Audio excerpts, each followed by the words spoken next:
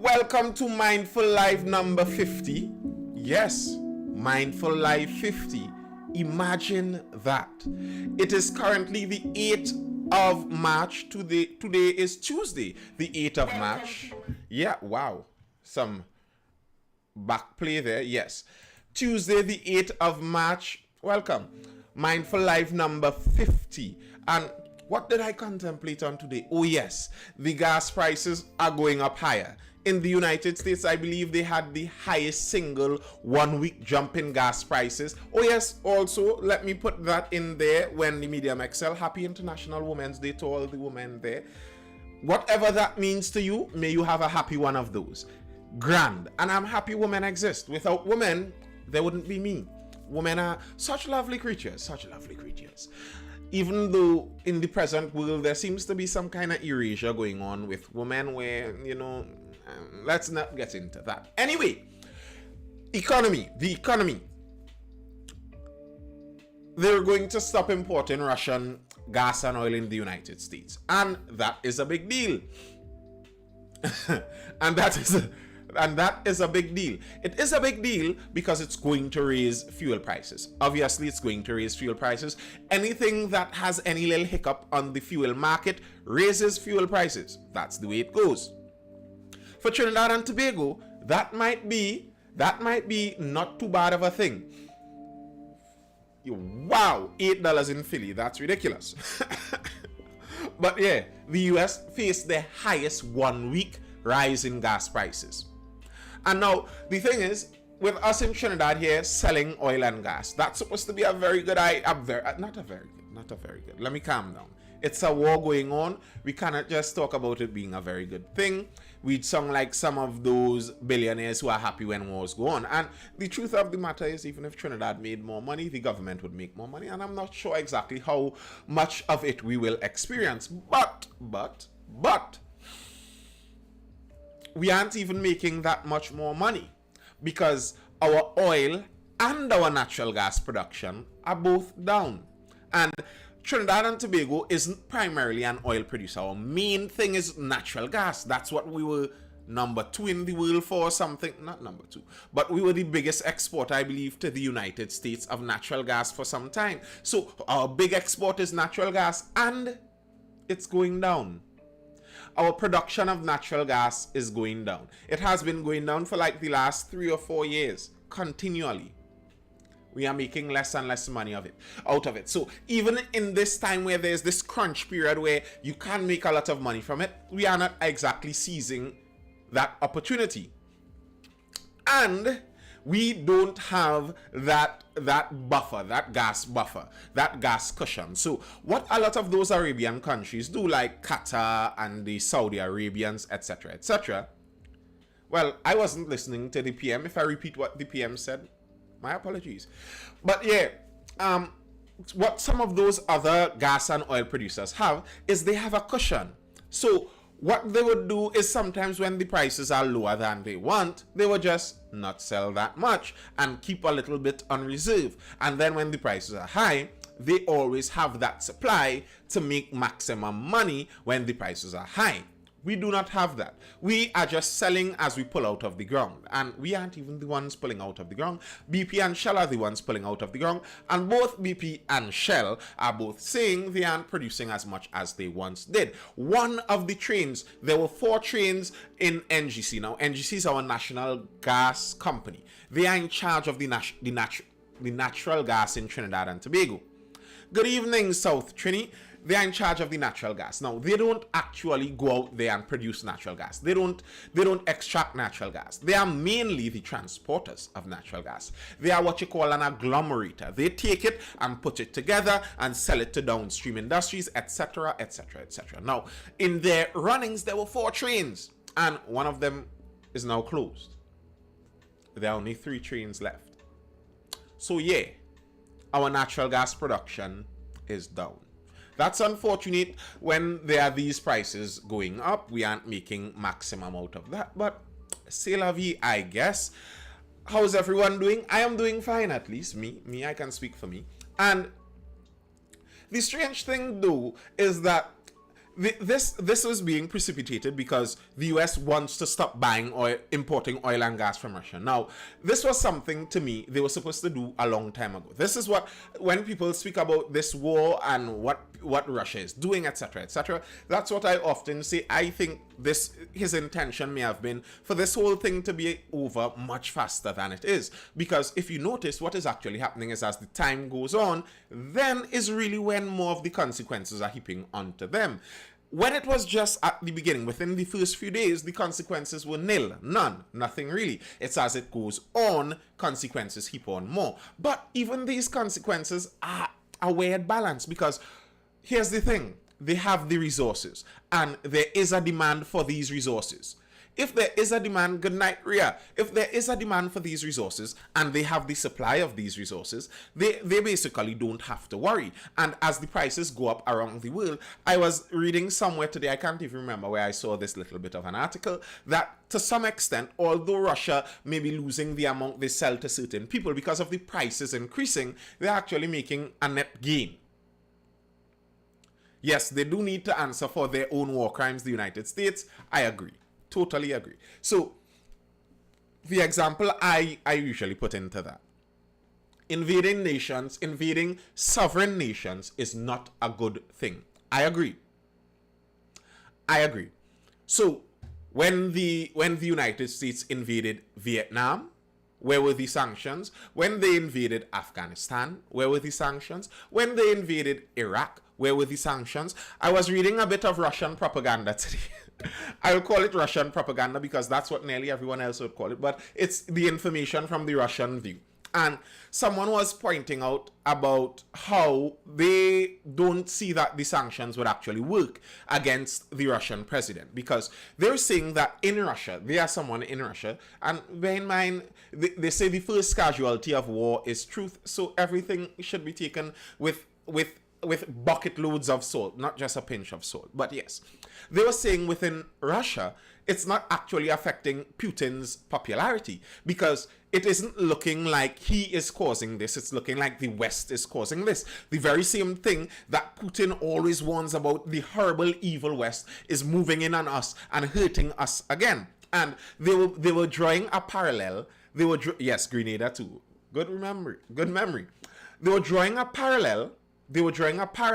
With what Putin is doing now and with what the US did in Iraq with WMDs, weapons of mass destruction. And they were pointing out that Putin is also making the same claim over on Ukraine.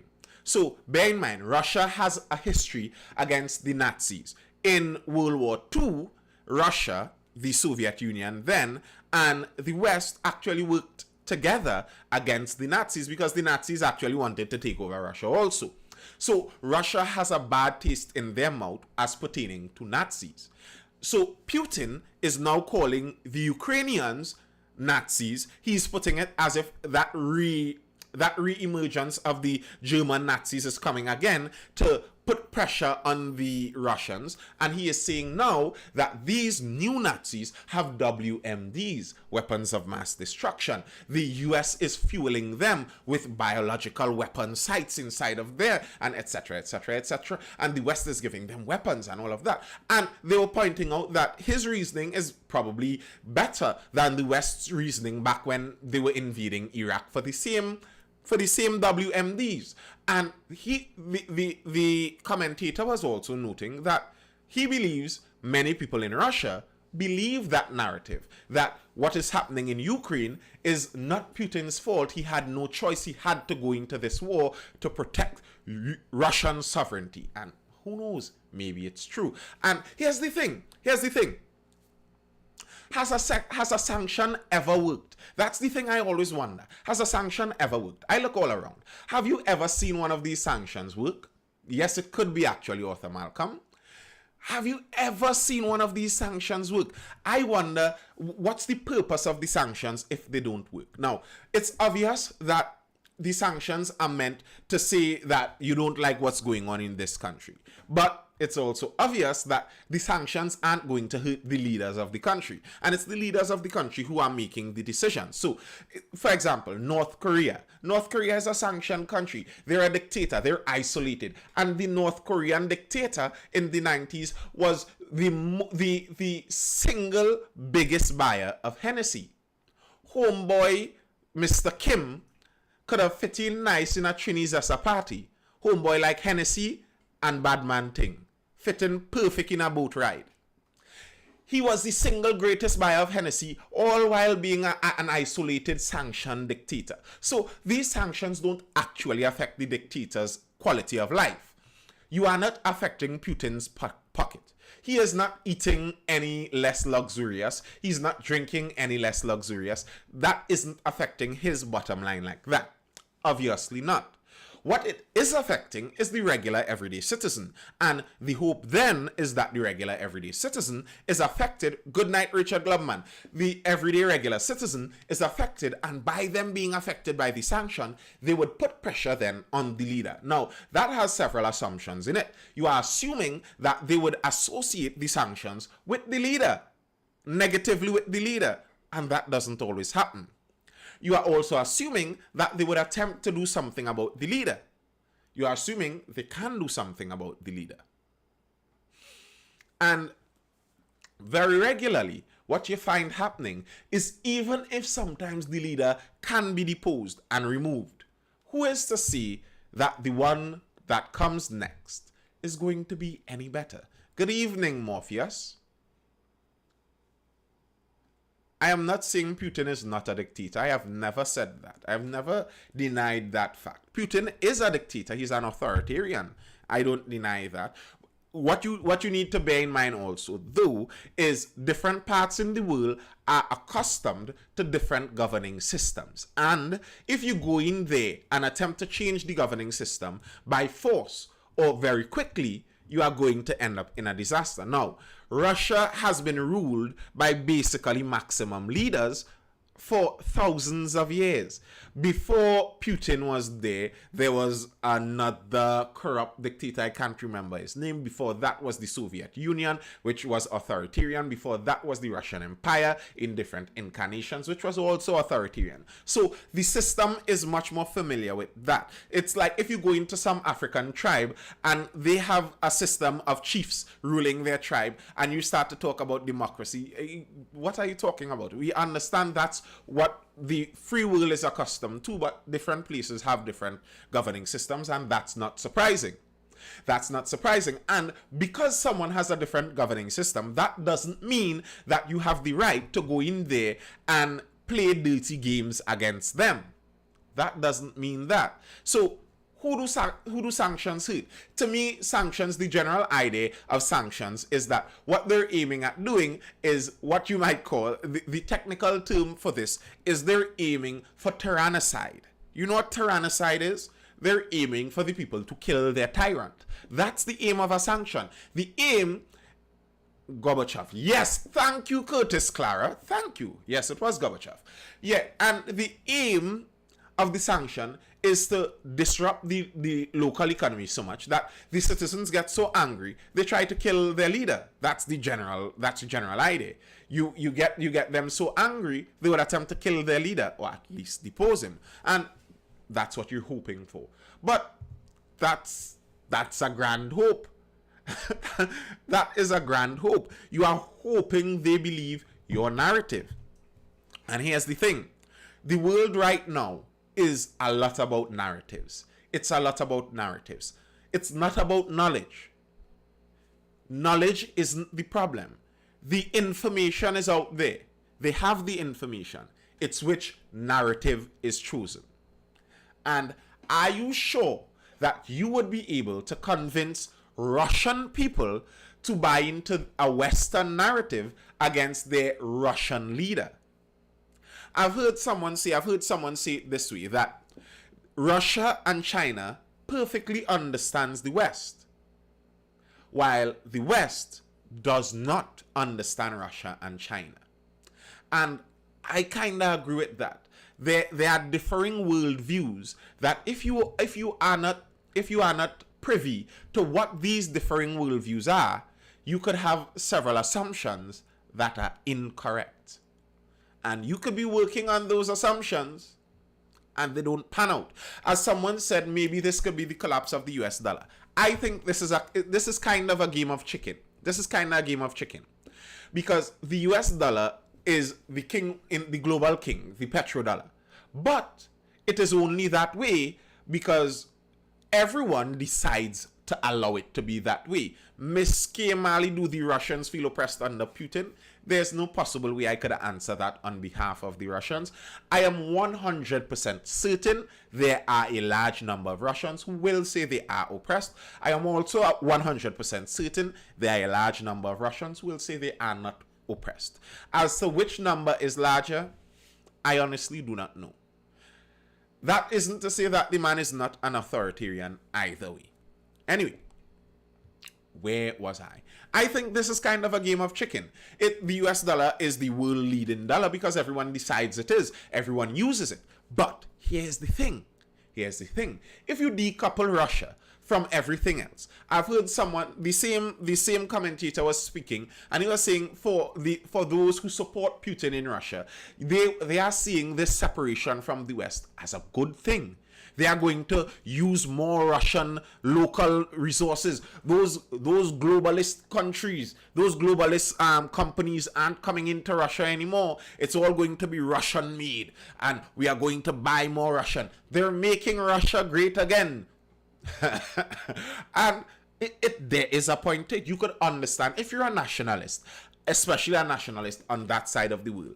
The West leaving your country is not a bad thing. You don't look at that and lament, oh no, the West has left my country. These people are begging you to leave. So to some people, that may very well be a relief. But if you decouple Russia from this global Western aligned system, Russia doesn't stop existing. All Russians don't disappear from the planet. The Russian resources don't disappear. The Russian gold reserves don't disappear. The Russian natural gas up in Siberia doesn't disappear. They still have the resources. The Russian wheat fields in their plains, they don't disappear. They don't disappear. And if you decouple them from the US cash system, but yet still they have resources that someone else in the world wants, they could trade buttons, but eventually they will get back trading to someone and they will continue. But I think it's a game of chicken. Who pulls away first? Who pulls away first? Because there's risk going either way. And the US is playing a power game, moving their strength, moving it on some private companies. Now, some of this, to be fair to even the US government, not all of it are sanctions. Some of it is just basically the kind of cancel culture of the modern times where private companies are choosing of their own free will not to engage in business practices in Russia, and they are pressuring other private companies to do likewise. So there is some of that. Not all of it is governmental, but even on the governmental side, the US is pushing a wrong weight that they may not necessarily have anymore. That this last 2 years of pandemic, the US has printed, I believe, more money than they have created from the beginning of the US dollar until this time. In these short 2 years, they printed that much money. If you look at there's a graph that shows how many US dollars are in circulation, how much is printed. The M1 or M4 money supply or something like that. And the graph goes like this. It's going along, they're going, and it just goes. They printed a lot of money. Good evening, Scafty. They printed a lot of money. The problem with printing a lot of money is inflation. And your money is losing value. And if your money is already losing value, and bear in mind, we live in a global system. So people are looking on and seeing the US dollar losing value. If your money loses value beyond a certain level where people lose trust in it. For example, right now as they decoupled Russia from the main system, Russia is using one of the Chinese alternative systems. So let's say your US dollar is starting to look iffy. Anyone who wants to trade with Russia starts using that Chinese system. Those countries in Africa that aren't seeing much benefit from their partnerships with the US anyway, and they're already partnered with China in this whole Belt and Road initiative, they start using that Chinese payment system, and you end up with half or three-quarter of the world using a whole other payment system than the US dollar. You're in for some problems. You're in for some real problems. I'm just waiting for the housing market to crash in Shinny. I don't think that would happen actually. I think the numbers game in Trinidad and Tobago makes that very difficult to happen. People would start to need money for that to happen. Trinidad has too little. We have too little bit of land and too many people and too little incentive to sell. Yeah, we are in a good position if we were producing a lot of Brent crude and a lot of natural gas, but our production is down, Mr. Matthew Maharaj 91. Our production is down, unfortunately, so we are not making maximum use